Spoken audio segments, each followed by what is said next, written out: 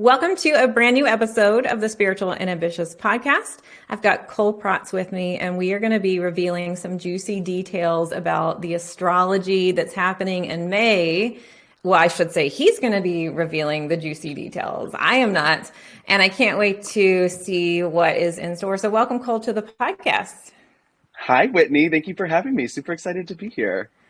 I have been wanting you on this podcast for a while. I found you a long time ago on one of your reels on Instagram, and I just cracked up. I'm like, I love the way that you share information about the planet in a really relatable way. So that really spoke to me.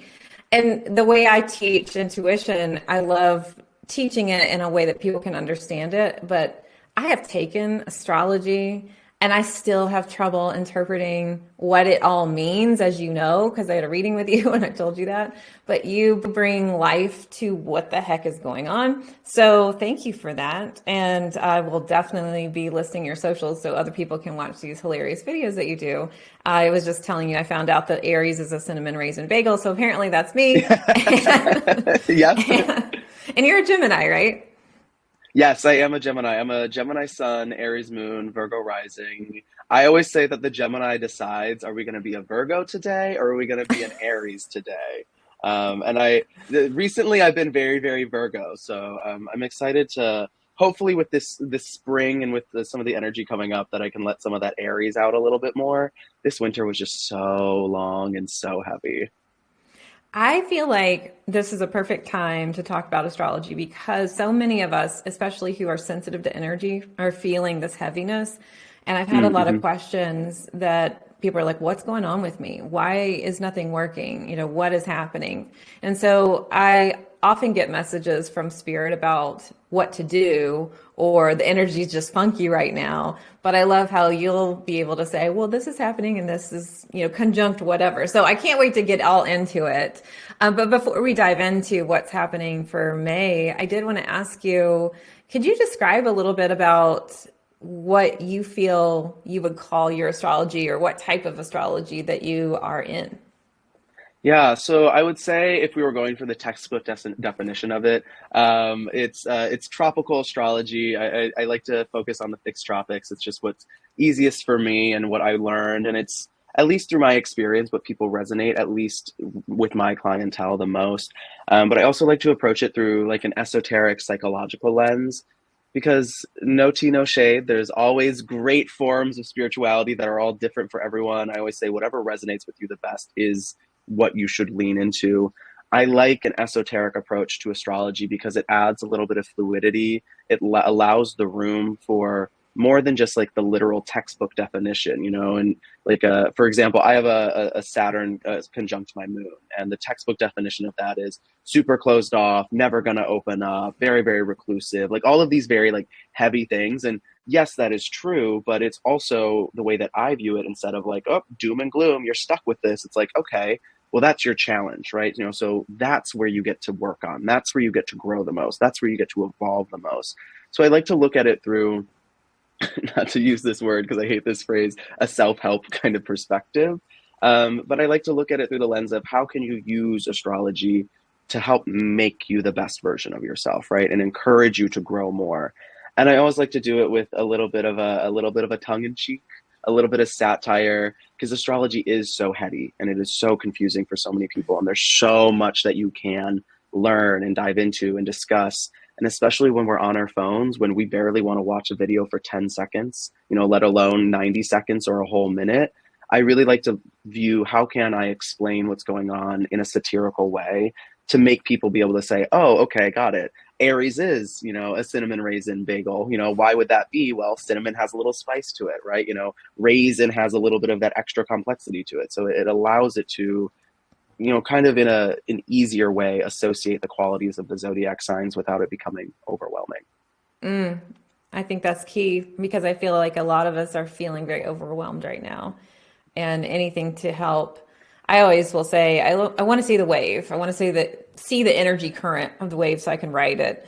and know Mm-hmm. it's still coming versus burying my head and, pretending it's not there. And so I love how you're like, well, this is happening. This is the thing that we could call the shit show, but let's see how we can learn and we can grow from this, which I think is really, really important. So, all right, I'm going to tell everybody right now to get your pen and paper out, get your notepad out on your phone, whatever, wherever you take notes. And we're going to start diving into May and see what's going on, because I know that this episode is airing right in the beginning of May. So we're still in post shadow, right, of Mercury retrograde. Is Yeah, that right? Still a Okay. little bit in that Yeah. post shadow. Absolutely. Yeah. Well, and this retrograde season that we, just wrapped up on in April, definitely intense, very Aries focused. So a lot of saying things that, you might not have wanted to say, a little bit of biting the tongue and being like, oh, did that really Freudian slip come out of my mouth? But what I like about May in particular is that it feels kind of like that freshness that we're all looking for. It feels as though it's like that, okay, ooh, I can feel the tension in my shoulders finally stopping to drop, because I mean, the astrology of this past winter, at least in the northern hemisphere, was so heavy and there was so much going on. But the biggest things that I'm excited for in May is Pluto retrograde happening, and then also Jupiter is going to be moving out of the slow and steady Taurus and into the buzzy and exciting Gemini. The Pluto retrograde in particular, I'm excited about this one because it's the last long span of Pluto being in Capricorn. So it's currently in Aquarius, but because of the retrograde, it'll dip back. And this is going to start on May 2nd. May 2nd, and it'll go to September 1st. This is really kind of closing that last chapter on everything we're carrying from the last 15 years of our life. This is that last moment of saying, okay, that traditional structure, that institution, that sort of heavy, sort of corporate-y kind of like follow the rules and regulation vibe. We're getting that last little bits of, okay, what do we have to unravel? What do we have to let go of? Those old ways, those old forms of thinking, so that we can shed it to really let us step into the age of Aquarius, that rebellious, that innovative, that humanitarian, that part of us that wants to care for our neighbor, but was told that we can't. I think we're finally going to feel as though, okay, you know what? I can let go of this old perspective. I can let go of these old paradigms and these old ways of thinking. And I think we're going to start to feel that with the Pluto retrograde starting in May. It's that last little bit of let's look back so that we can really, really, really move forward with it.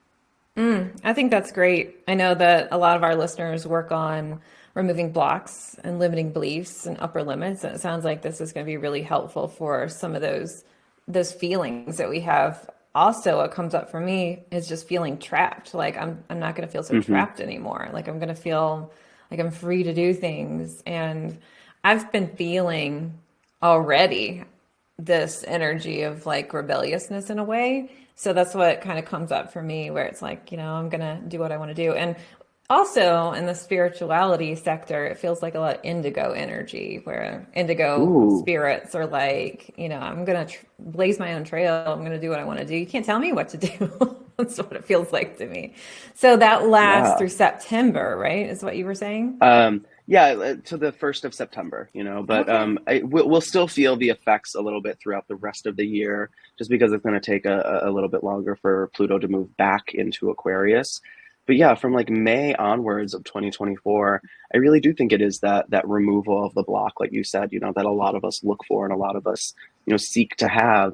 Because I think the important thing, at least that I'm encouraging in the way that I'm going to be looking at it from a reflective perspective, is saying, where am I still kind of like, and I think this is a very like subtle Capricornian trait to reflect on, is where am I still competing for achievement, right? As opposed to kind of just staying in my lane and celebrating the fact that we're all driving our own directions.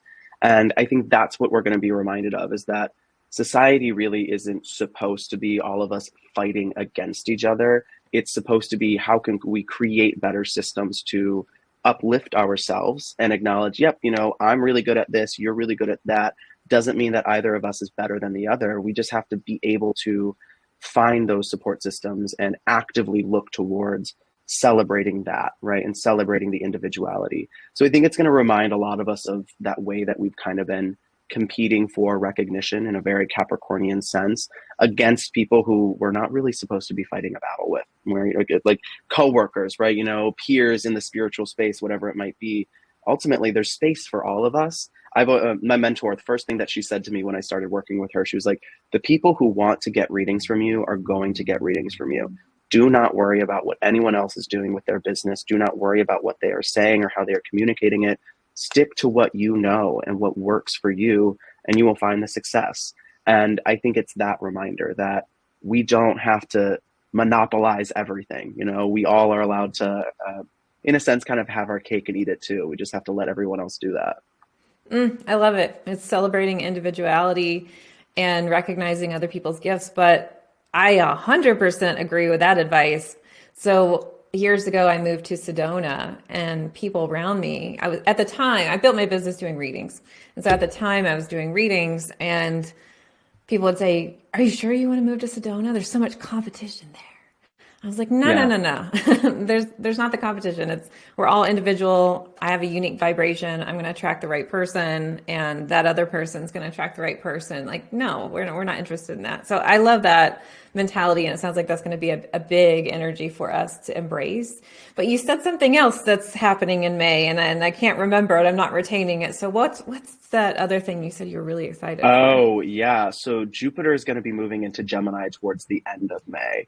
Okay. So May 25th is when it happens. I'm so excited for this. So for everyone listening, if you can kind of think back to about like 12, 13 years ago, that's the last time that Jupiter was in Gemini. So if you can remember that far back, kind of the similar themes are going to be happening. I think we're going to be seeing a whole lot of social media boom. I think we're going to be seeing tons of new ways to get, receive, and share information, because Gemini is so buzzy in that way.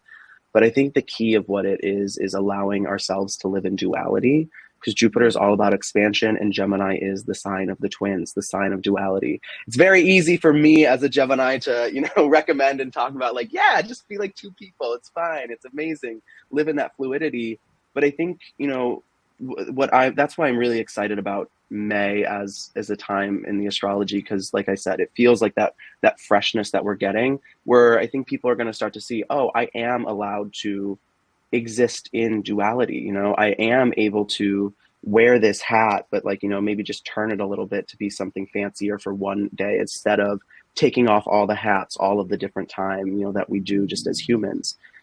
It really is, it's a time where we're going to have to be a sponge and kind of willingly let everything come to us, and of course, use your best judgment to, create those barriers to protect yourself, take those boundaries to make sure that you aren't consuming anything that isn't going to be conducive for what you need. But it's kind of that moment where it's like, listen, if you're not willing to expand your mind, if you aren't willing to engage in a conversation that might challenge you a little bit, you're going to be falling by the wayside. It is so much about how was I describing it the other day? I was talking to a friend about it, and I was like, it's kind of like we're all going back to kindergarten and learning how to read again for the first time. We have to put ourselves in that mindset of being willing to just acknowledge that we don't know certain things, that there is information out there that we've just never been introduced to. So the more that you can let yourself acknowledge that you don't have it all, right? And you don't know it all, and you aren't, and not to say that there aren't experts in the world and experts in their field, but I was raised Catholic. The only person who was perfect was God. It's like, right, none of us are perfect, right? So it's that intellectual reminder that we aren't perfect, but that's okay, because when you acknowledge that, then you are able to let yourself grow, and that's the key of the Jupiter and Gemini that's going to last for the next year from the end of May on. That sounds beautiful. So growing, do you feel like this would be a good time for people to learn something new or just learn more about themselves? So I'm thinking communication is what comes up, but Hmm. you were talking about growth. So any kind of, I would say if there's something that they've been wanting to do for a while or something new to just finally do the thing. Yeah, I would say, the way that I've been kind of tapping into it early on is I'm starting to learn a new language. I'm trying to learn Greek. My partner is Greek, and he and his family are always talking Greek at the dinner table, and I'm like, it's all Greek to me, right? But so that's how I'm looking at it, where I'm like, you know what is something that I've always wanted to do? I've always wanted to, at least understand another language, because growing up in middle America, I took like maybe 3 years of Spanish, and that was it in high school. So that's how I'm looking at it. So learning something new, absolutely such an important thing, such an important thing to do. Learning about the self, even just reflecting on where we say, when I used to work corporate, who's that person you are when you're in the office versus the person you are, at the happy hour. Looking at that sort of reflection as well, being like, who am I in this situation versus that situation? Can they be a little bit more blended together, right? Can they additionally expand? Where is my own sense of identity redundancy? Where am I kind of just going through the motions, just kind of hoping that things evolve without actually taking that action? It is, a really, really buzzy time. I think starting off with a new book, new podcast, right? A new writing activity. I mean, Gemini's all about the hands, all about being tactile, all about getting pen to paper. If you've wanted to tell a story or hear a story, it's the time to do that. It is the time to consume it all. I think about, the Scholastic Book Fair was my favorite thing when I was growing up, just getting like the Magic Treehouse books or the Goosebumps books. It's kind of like that. It's like, you're back in this sort of energetic Scholastic Book Fair, and let yourself just get something. Let yourself just grab it just because it seems interesting, not because it maybe necessarily has logic to it. Because I think that's what people forget about us Gemini individuals, is even though we are super heady and super logical, we just pick things up because we find it interesting in that moment, and if we choose to continue to dive into it more, we will. But if we're just, a walking Wikipedia page for a little bit, then we're just a walking Wikipedia page for a little bit. So that's the mentality that I hope people approach it from, the consumption of, media and how they allow themselves to communicate and engage with people. I love that. I have a Gemini friend who's really close to me, and she's always doing something like that. Makes a lot of sense. Okay, Yeah. so that's good. It's like, okay, how can what comes up for me, you're talking about communication, and what came up was the throat chakra. I'm sensing that during this time, there's going to be a lot more healing that's happening in the throat chakra, and learning how to express ourselves, because you talked about like, well, I'm this person with this group and then this person over here. How can I make that more authentic? How can I be more of me in alignment with all these other things that you've talked about too? So I've got a couple more questions for you, and we're going to ask them when we come back after this quick break. As a professional psychic medium, I've done tens of thousands of readings, but I felt a call to move more fully into teaching intuition. But I still get so many requests about doing readings. So while I don't do readings anymore, I have brought in some very trusted colleagues who are now available for live 1 hour readings on Zoom. If you would like to book your psychic medium reading, go to messengerofspirit.com/appointments to see our available readers and schedule your Zoom reading today. Welcome back. Thanks for hanging in. I'm here with Cole Prots, and we're talking about the astrology of May 2024. And there's already been some really juicy details about what to expect. And now I want to ask you, Cole, is there anything else in store for us in May that we need to be aware of? Like we need to shield ourselves from, or maybe we're just ready to open the door and just be so celebratory and excited about it? I think it's a little bit more of the latter. I think it's open that door, get celebratory. I didn't touch on the new and the full moons that happen every month, but the new moon in May is going to be in Taurus, and that's what I've been calling like the reestablishment of the foundation. It's like really rebuilding the house from the ground up. New moon's all about new opportunities, and Taurus is the fixed earth sign, so it's saying, okay, right, what is that new foundation of myself, that new sort of stability in my life that I can really engage with. This is right off the heels of the Jupiter-Uranus conjunction in Taurus that happened in April, which is all about saying, hey, we have to change up our physical world. We have to let ourselves not continue to be like the bull can be on the negative side in this sort of mundane, just tilling the fields constantly. So I'm excited about the new moon because it's going to let us kind of put our feet on the ground and say, okay, cool, right? If I want to rebuild that house, the metaphorical house, if I want to rebuild that foundation of my daily life, I just have to start laying down the bricks. I just have to start pouring the concrete. And then the full moon at the end of the month in Sagittarius, the words that I wrote for it are freedom and release. It's kind of gives like jumping into the new life that you've always been waiting for. Sagittarius, it's the archer shoots the arrow at the map, goes wherever it might fall. We have to allow ourselves to acknowledge that every day is an adventure, and every moment that we get to live on this earth is a new moment, right? And it's one of the things that I used to do a lot in high school. I would go for a run in a park and I would sit and be like, wow, this might be the same park that I see every day, but this is a different scenario than I was in yesterday. The breeze might still be blowing, but like there's a new person running around. How can you release expectation with the full moon towards the end of May to really be in a spot that's like every day is an adventure, every day is a learning opportunity. Sure, there's good days, there's bad days. For some people, these new moons and full moons might feel like a lot to, it might feel intense, right? It might feel difficult to create that new foundation. It might feel difficult to let go and release. How can you do it in a microdose kind of moment, right? What's a little adventure you can go on? What is a small area of your life that you can build a new foundation? Maybe it's a career thing, maybe it's a hobby. What I love about it though is it's baby bird being pushed out of mama bird's nest. It's saying, if this is what you want, you can make it happen. You can allow yourself to indulge in it.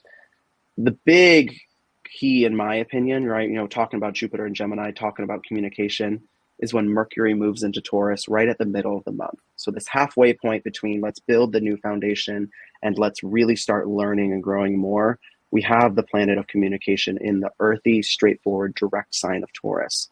The key to make May your bitch is to just be forthright about everything you want, right? Just be real about it. We mask and we hide what we communicate with others because we don't want to worry them. We don't want to stress them. Maybe we don't want them involved in our business. You can still, respect those facets of, life, but you don't have to keep it all held in, right? There's no reason to lie when Mercury is in Taurus. If you want something, just acknowledge it. And if someone's not going to support you, be like, cool, that's your journey, not mine. So we have to be willing to just be upfront about what we are thinking, what we are feeling, and what we are plotting and scheming. Because ultimately, if we're not, and it just all lives in this mental space, it's never going to get out into the real world. And it's never going to show up the way that you actually want it to. It's like putting your money where your mouth is, truthfully. Absolutely. I mean, that's like manifesting, right? We can't just leave it in our head. We actually have to speak it out into the world or do that thing. And also, I really like this because it gives me permission to really be direct, which I already am. And I try to make it a little bit better. But it's like, no, I can be direct. Like, that's what we're supposed to be. And I think a lot of people listening are really sensitive and don't want to hurt other people's feelings. I don't think anybody who is in a heart-centered space ever wants to.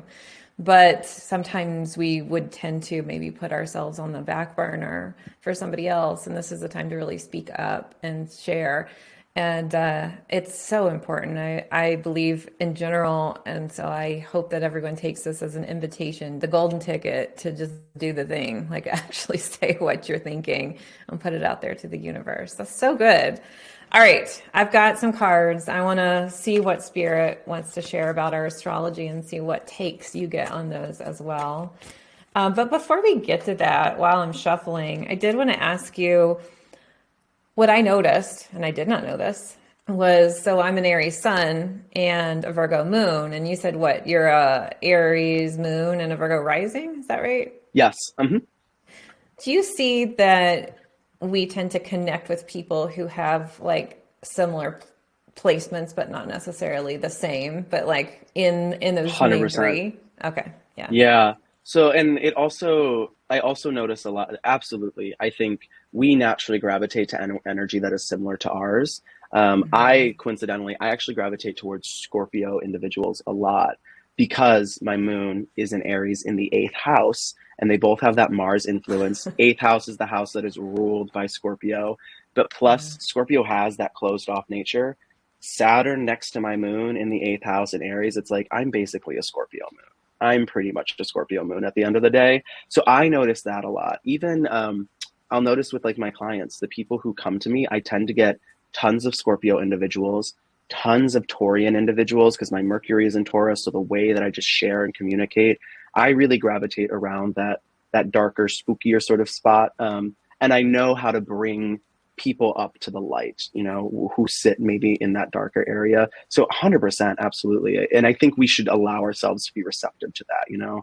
Sometimes we have the conception in our mind of, oh, I don't know, they're a Gemini. I had a bad experience with Geminis once. It's like, well, you're attracting their energy for a reason. Why is that reason? Let yourself kind of discover that, as opposed to just writing them off before even getting them the chance. So I just learned something. So my son is Aries in the house of Scorpio, the eighth house. And my husband, his moon is Scorpio.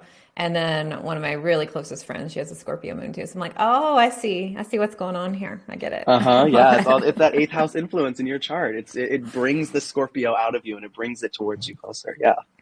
All right. So here are our cards. I want to see what your take on them. We've got higher self, and it's your life purpose is calling. And then we've got the dragonfly. Your purpose is being revealed. Like, this is a very similar message, right? I wonder how this goes with astrology, but we've got the dragonfly with a number 5. So a lot of change occurring. Your purpose is being revealed. I feel like there's some transformation that's happening. And the higher self comes with a number 9, which is a lot of completion, ending of cycles, and again, stepping more fully into your purpose. So what comes up for you around astrology with this message? Yeah, I think the higher self piece, it really leans into that Pluto energy, in my opinion. That's like, Yes. I think both of you, because Pluto is, let's let ourselves go to the absolute bottom of the barrel to like really let it build up. And I think there is something about going low to get yourself high. Not when we're talking about revenge or anything like that. Let's not go low to get high. But in terms of finding that higher self, right? We always are kind of constantly, I think it's human nature to think, okay, this could be better, this could be better. But when you kind of let yourself sit in the underworld of yourself, you are able to fully accept that and then be much more conscious of how to tap into the light, the higher self. And I think the important part of that higher self message with Pluto and Aquarius is remembering that we're all interconnected, right? Just because we might be driving our own ships, right? We might be the main character in all of our stories. Yes, there might be 8 billion people in the world now, something like that, something crazy. We're all on this planet together. We are all experiencing the energy at the same time, right? In the moments. So our higher self is so deeply connected to everyone else's higher self. How can we allow ourselves to celebrate and uplift that without forcing people to be a different version than they're supposed to be? And I think with the dragonfly, that's Jupiter and Gemini, that's the growth, the learning, right? Being willing to kind of go out, fly around a little bit, see what flower you land on, right? See what sort of, breeze you might blow into for a little bit to inform the experience. Something that I love to do is when I'm feeling in a rut, and I live in New York City, I just walk through a different part of my neighborhood. I biked to one of my best friend's places last night and I was like, oh my God, I've never seen this part of the city, right? It's such a big place, right? And we all have those in our neighborhoods, whether you are in a tiny town in the middle of America, whether you are in a big city, you have to remind yourself that if you just go through the motions every day, the same path, the same routes, the same food, all that jazz, you're missing so much of potential inspiration. And I think that's what the dragonfly says as well. It's like, it's revealed when you go out. It's revealed when you fly around and let yourself flit. So I think there's a really nice synchronicity between the cards and the astrology going on. I love it. Thank you for that interpretation and all this amazing information about what's happening with the planets. So what I really love, I'm going to tell everybody about this. You've got some great offers. And one thing that's so helpful and easy is you have an astrology calendar for $22.22, which I love the angel number there. And it's about really helping people understand like what's happening, right, in 2024. Yep. But also you're available for readings, and I just got one. So I highly recommend that. I'm going to list these links in the show notes. But Cole, what's the best way to connect with you? What would you say to somebody who's like, I want to reach out? Like, what's the best way to find you? Yeah, the best way that you can find me is just, of course, through all my social medias at JK It's Cole, JKITS Cole on Instagram and on TikTok. I'm definitely a little bit more active on Instagram these days because I think that's just where I personally feel the most resonance and connection with my audience. Of course, I'm always available for readings, whether it be a mini reading, which is just like a little pre-recorded voice note, or like a full length, reading over Google Meets. I always love to connect people in that way. But I would say even if you can't afford a reading, anything like that, I try my best to give as many astrological insights and as many little nuggets and tidbits on how to navigate the astrology on a day-to-day level through my content. So just by following, you're probably going to get a little bit of the magic that I like to share with everyone. So yeah, check me out on social media. Maybe get a reading with me. Whatever works for you. Thank you so much for being here and sharing your wisdom. I'll link to all that in the show notes. And all right, everyone, this was an amazing episode. I'll be back next week with a brand new one. But until then, here's to staying spiritual and ambitious.